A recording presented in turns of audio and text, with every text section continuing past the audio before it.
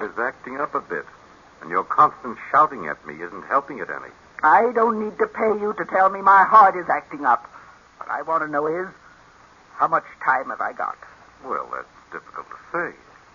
If you avoid all excitement, I think I can say a year, possibly 2. A year, possibly 2. Yes, but only if you do as I say. For one thing, there's no reason you should insist on remaining in this darkened bedroom month after month. Why, it's been a year since you've been out of this room. Are you going to start on that again? This living in complete seclusion is bad for you. You should leave this room and see people. Take an interest in life. No, Dr. Jeffries. I won't have my maid pushing me around in a wheelchair, the object of everyone's pity. I prefer to remain in my room and have people think of me as I was, not as I am. As your physician, I insist. I said that I prefer to remain in this room, and that's final. Please, Mrs. Richards. Your heart. Then stop trying to make me do things I don't want to do. Very well. Only I can't see why you refuse to have any visitors. It'll give you some interest in things. It may surprise you to know, Doctor, that I am expecting 2 visitors. Indeed? What made you change your mind? I think it's time I drew my will. Before I do so, I want to get acquainted with my only living relatives. My former husband's nephew and niece, Gerald and Millicent. I haven't seen them since they were children, and I'm curious to see what they've become. I understand Millicent is an actress. An actress? You don't mean that your niece is Millie Richards, do you? Yes, have you heard of her? Well, of course. She's one of Broadway's leading actresses. I saw her in a play recently and thought she was excellent. She probably drinks and smokes and has been married 6 times. I'm afraid I don't know anything about that. Before I draw up my will, I intend to learn everything about her and her brother Gerald.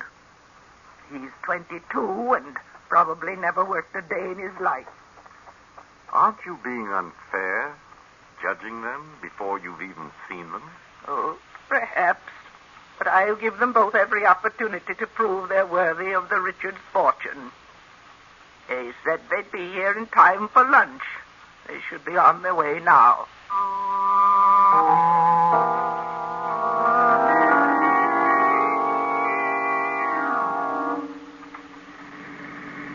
Oh, my head. How's the hangover, brother dear?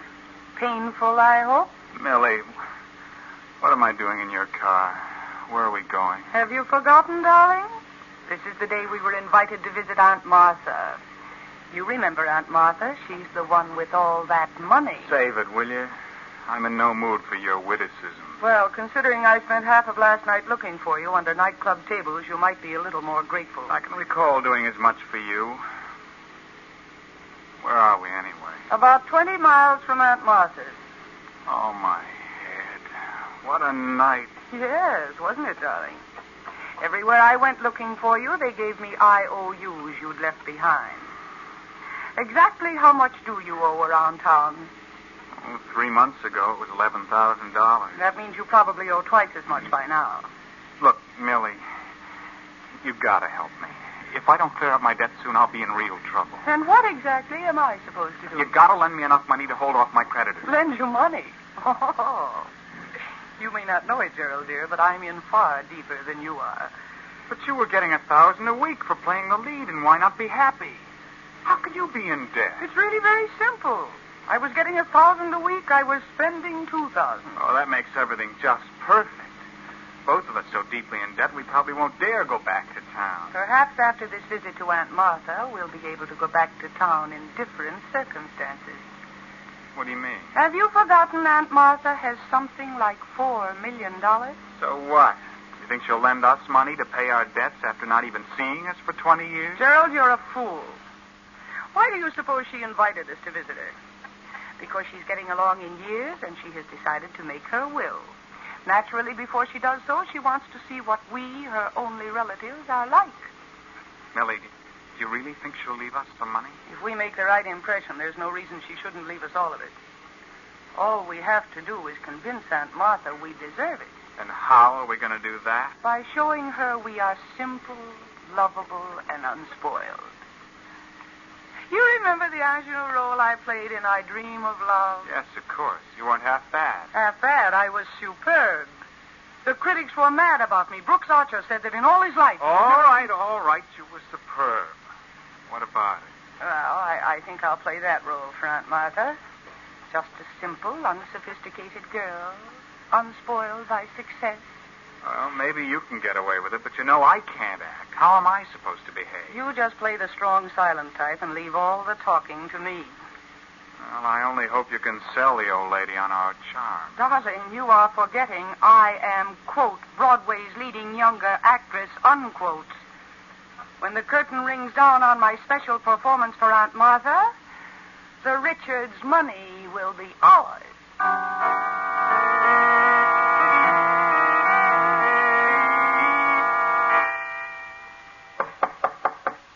Come in. Miss Richards and Mr. Richards are here, madam. Will you see them now or later? I'll see them now, Philip. Yes, madam. Mrs. Richards will see you now. Thank you, Philip. Come in, Mildred Gerald. Well, it's been a good many years since we've seen each other, hasn't it? Yes, it's been a long time, Aunt Martha. Yes, I've been meaning to call on you forever so long, Aunt Martha. But my work has always interfered, and just at the last moment. Well, what finally brought you here? Well, when you said in your letter that you weren't feeling well, I simply couldn't stay away. I'm very touched. Of course, the fact that you might get an inheritance has nothing to do with it. Why, Aunt Martha, what a thing to say. I'm not like that. Of course she isn't. Millie doesn't need money. She's one of the finest actresses on Broadway. Oh, I've heard. And what do you do for a living, Gerald? Oh, Gerald works for a Wall Street firm, Aunt Martha. Yeah. He works so hard. They pay him so little. I seem to remember that Gerald's father left him a sizable inheritance. What became of it? The inheritance? Oh, that was lost in poor investments. Yes. I see. I'm afraid there's a good deal about you two I don't know. I haven't done very much, and I haven't gotten very far, Aunt Martha, but Millie's really been a credit to the family name. Everyone's heard of her. Notoriety is hardly a guarantee Why, of Aunt wealth. Martha. Now, see here. I want you two to be my guests for a week. Frankly, I want to know what you're like before I decide how to draw up my will. Yes, of course, Aunt Martha. But I hope you'll take care of yourself so you will live for years and years. Thank you, Millie. Now I must ask you to leave me. I'm a bit tired. Why, certainly, Aunt Martha. Of course, Aunt Martha. We'll talk some more tomorrow. I'm glad we're out of there. She stares at you as if she could see right through you. The room's so dark it was hard to see her. But you can tell she can't last much longer. The main point is, did she fall for a little act? If you ask me, she wasn't exactly bowled over by your performance. Nonsense. I played my role perfectly. She's a bit suspicious now. That's only natural. But before I'm finished, she'll be eating out of my hand. Well, I certainly hope you're right. Just give me a week, darling, and you and I will be heirs to the Richards' fortune.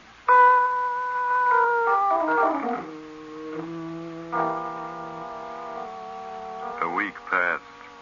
A week in which Millie was constantly by her aunt's bedside. Millie told her aunt about her Broadway career and read her notices from a large book of clippings. Martha Richards listened quietly, now and then venturing a question.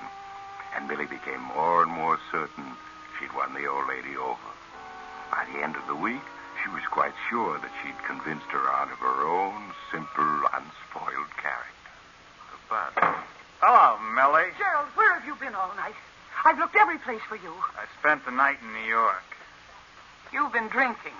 So what? You're a fool. What if Aunt Martha heard about it from the servants, just when everything's working out perfectly? So everything's working out perfectly, is it? Yes, it is. Last night, Aunt Martha phoned New York. I listened in on the hallway extension. It was her attorney she was calling, and he's coming out here tonight to draw up her will. You don't say. Well. What is the matter with you?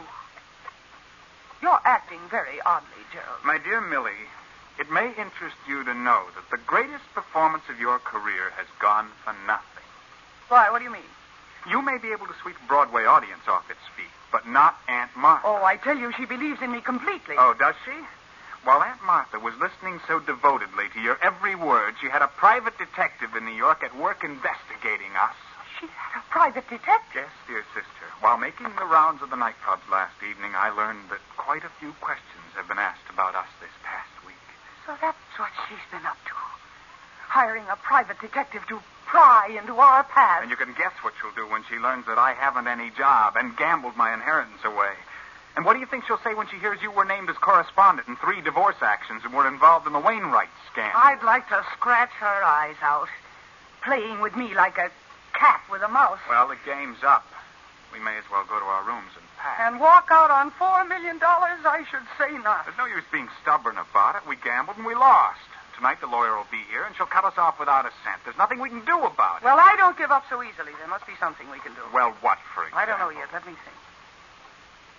I won't go back to New York so deep in debt I can never get out. For the rest of my life, I'd be hearing her voice. Millie, dear, I want you to tell me all about yourself. Where you've been and what you've done. Well, she won't beat me. Before I'll let her cut me off with a cent, I'll... Yeah. Oh, yes. What are you planning? Gerald, Aunt Martha is not going to cut us out of her will. Yes? And exactly how are you going to prevent her? If we have nerve enough, we can stop her. We can inherit the whole fortune. Now, you listen to me, Gerald. And listen closely.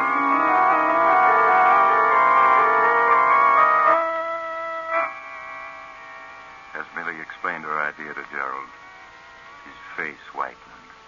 But she scornfully beat down all his objections, and in spite of his fears, in the end, he agreed to do as Millie suggested.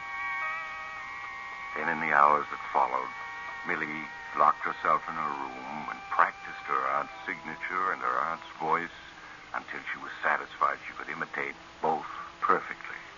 After that, there was nothing to do but wait tensely and nervously until 8 o'clock that night, when Millie and Gerald quietly slipped down the hall to their aunt's room. Millie, we can't go through with this. It's crazy. Be quiet, you fool. It's the only way out. But what if we're caught? You know what that would mean. If you do as I say, we won't be caught. Now get hold of yourself and then you knock. You know exactly what you're to do. Yes. Come in. Good evening, Aunt Martha. I hope you're feeling well, Aunt Martha. Oh, Millicent, Gerald, come in. Thank you. It's dark in here, Aunt Martha. Shall I turn on a light? No, that isn't necessary. I prefer the dark. Of course. Just as you say. Your voice sounds strange, Gerald. Is there anything wrong? Oh, no, of course not, Aunt Martha. How do you feel tonight? I'm a little tired tonight. Oh? Gerald, perhaps you ought to fix Aunt Martha's pillows. She doesn't seem very comfortable. Oh, you needn't bother. I'm quite comfortable, thank you. Gerald, fix Aunt Martha's pillows. I can't go through with it. I I can't. should have known better than to count on you. What are you two talking about? What's going on? Nothing. Nothing important, Aunt Martha. Here. Let me fix this pillow for you. But I tell you, I don't want it fixed. Oh, but you do. Millie, don't. Millicent, take that pillow away from her face again, please. Millie, don't. She's suffocating. Oh, be quiet. If you haven't the nerve to go through with this, I have. It's almost over. If this doesn't overtax her heart, nothing will. There. She's limp. She's not struggling anymore. I'll take the pillow away. She's still alive. How do you feel now, dear Aunt Martha? Is there anything more we can do for you? You want to kill me. Everything I've heard about you is true. But you won't ever get any of my money. Oh, my heart. Oh. She's gone. She's dead. Millie. Her eyes are still open. Staring at us as if she could see right through us. Never mind her eyes. They can't bother us now. She's dead. And not from suffocation, but from a heart attack. I told you my plan would work. We killed her. Nonsense. We simply helped nature take her inevitable course. You think of it that way and you'll feel better. You aren't human. Well, I'm afraid we haven't time to discuss that. Aunt Martha's lawyer will be here in an hour. Now, will you do as I say, or won't you? Now that we've gone this far, I guess I have no choice. Thank heavens you have enough sense to see that. You do exactly as I say, and we can't fail.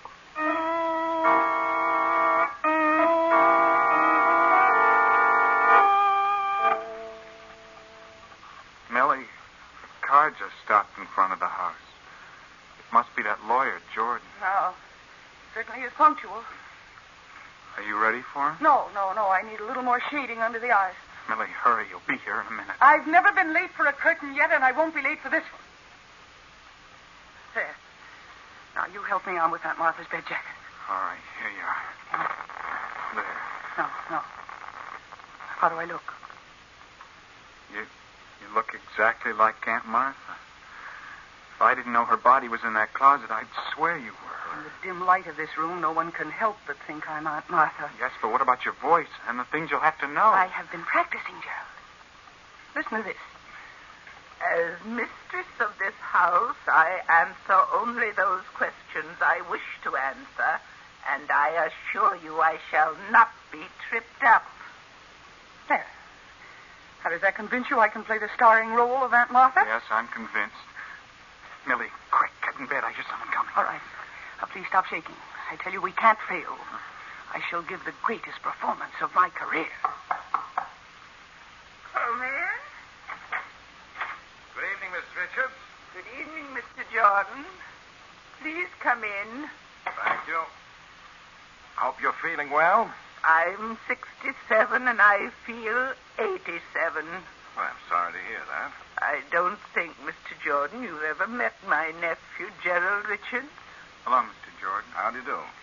Mr. Jordan, I want to have a will drawn up and signed tonight. Tonight? Well, surely you can't be serious, Mrs. Richards.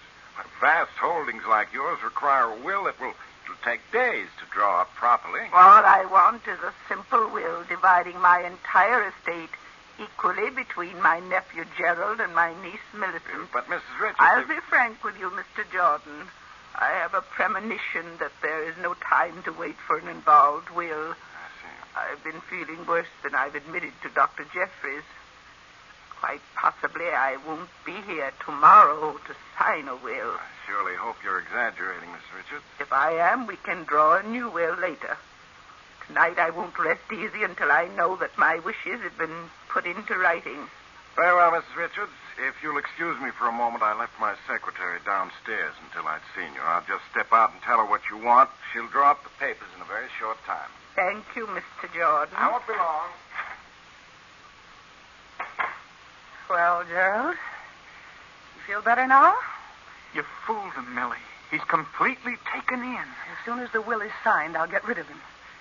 Thank goodness there's no danger of Dr. Jeffries getting here tonight. No, you might not fool him quite as easily. Well, he's attending a meeting of the State Society of Physicians. Wait a minute. Is Jordan coming back? Since all you want is a simple declaration, Mrs. Richards, my secretary won't take long over it. Is this Millicent Richards your niece, by any chance the Broadway actress? Yes. Have you seen her? Well, yes. I never miss any of her plays, if I can help it. Indeed. And what do you think of her? Well, she always puts on a good show, but privately, I think she has a tendency to overact. Oh, you think she overacts, do you? Yes. I take her last play, Why Not Be Happy? Why, I think she played it much too hard for comedy. I'd have preferred to see an actress like Joan Walker in her role. The critics didn't agree with you. Gerald, will you please hand me Millicent's scrapbook? You'll find it on the desk there. Really, Aunt Martha, do you think... Gerald, hand me that scrapbook. Very well. I can understand criticism when it's justified, Mr. Jordan, but it seems to me that you're going against my niece's huge public. Here's the scrapbook, Aunt Martha. Thank you, Gerald. Now, just a moment, Mr. Jordan, and I'll read you what the critics had to say about Millicent's performance in Why Not Be Happy. Here we are. This is what Martin Walters, dramatic critic of the Evening Sentinel, had to say. Rarely in 30 years of theater-going has this reviewer seen such a fine flair for comedy as was displayed last night by Millicent Richards in her new hit, Why Not Be Happy. And that, Mr. Jordan, is the opinion of one of the best critics in the country. Well, I may be wrong, Mrs. Richards. Naturally, I was only venturing a personal opinion. Excuse me, Mr. Jordan. Yes, Miss Andrews. You finished already? Yes, sir. It's just a paragraph as you instructed. Here's the original and a copy. Good. Now, let me see what you've written. Yes, perfectly straightforward. Everything in order. Well, now we need witnesses. Miss Andrews will do for one, the butler for the other, if he's handy. He's just out in the hall, Mr. Jordan. I'll get him in, Aunt Martha. Thank you, Gerald. Now, Mr. Jordan, you are sure this will is going to stand up in court? Oh, yes, Mrs. Richards. But if it's probated, it'll certainly leave a good many unsettled problems to your heirs. I'm sure they'll be able to handle them. Oh, Phillips, Yes, madam.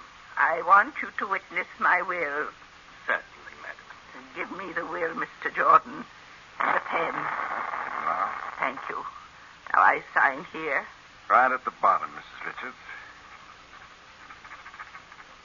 There. Now the carbon copy. There. Now I feel better. That does it, except for the witnesses. Phillips, will you sign here? And here, please. Certainly, sir.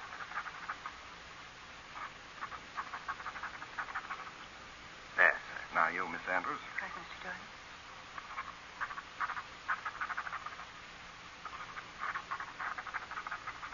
I think that does it. Excellent. Your will is signed and witnessed, Mrs. Richards. Oh, I'm glad. It wasn't too late. And now, if you don't mind, I'm very tired. I'd like to be left alone. Of course, Mrs. Richards. Phillips, show Mr. Jordan and Miss Andrews to their rooms, please. Yes, madam. If you'll just follow me. Good night, Mrs. Richards. Good night, Mr. Jordan. I'll see you in the morning, I hope. Of course you will. They're gone. And the will is signed.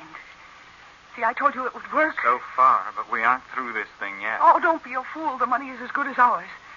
All we have to do is put Aunt Martha back in her bed and slip out of here, and tomorrow someone will find her dead, and you and I will inherit everything.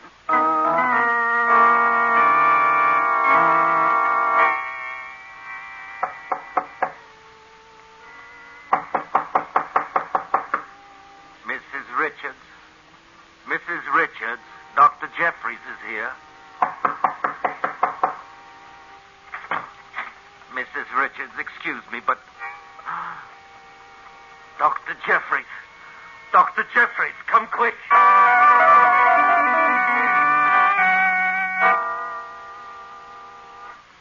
But it's so dreadful. If only we'd known, if only we'd been able to help her somehow. But to think of her dying alone in the night with nobody. Now there, Miss Richards, you must be brave. Your aunt wouldn't want you to take her death like this.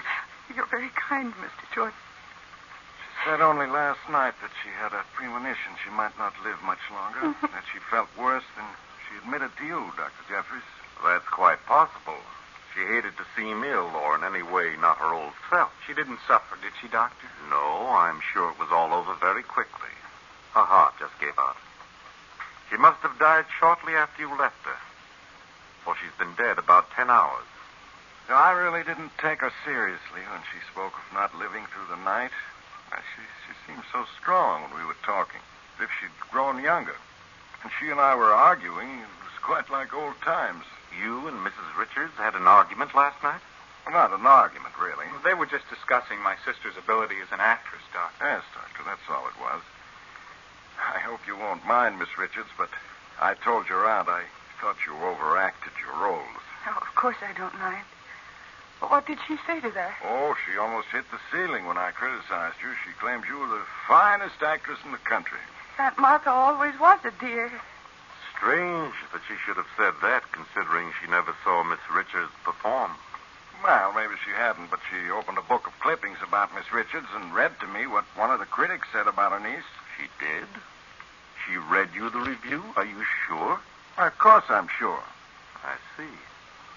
And was Miss Richards present at the time? No, I wasn't there, Dr. Jeffries. Why?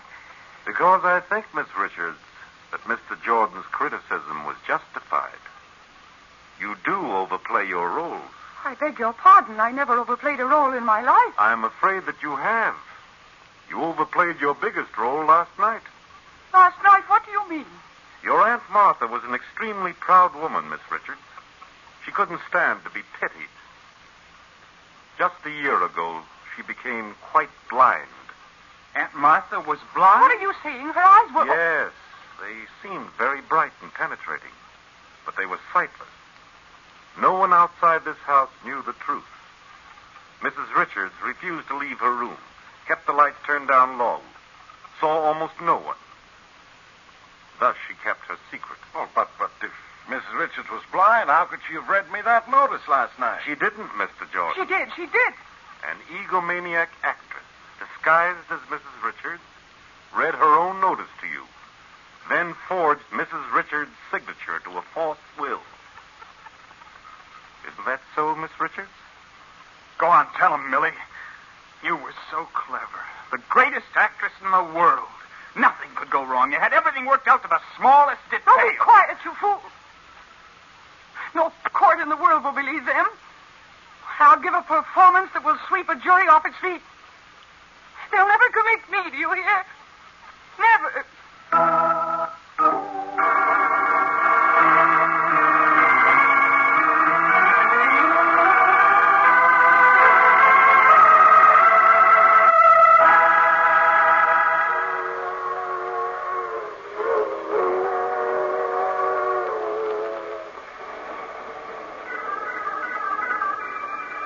Mysterious traveler again.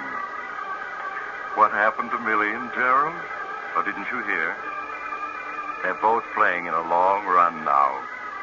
Life imprisonment. The critics thought Millie's performance at the trial was superb, but the jury disagreed. They're inclined to think she had overacted. That recalls the case of another actor who tried to play the role of a dead man. He did it so realistically that they buried him and then... you have to get off. These were Maurice Tarplin, Mercedes McCambridge, Gladys Thornton, Martin Wolfson, and Jimmy Lipton. Original music was played by Paul Taubman. Engineer Alfred King. Sound Walt Schaefer. The Mysterious Traveler is written, produced, and directed by Robert A. Arthur and David Kogan.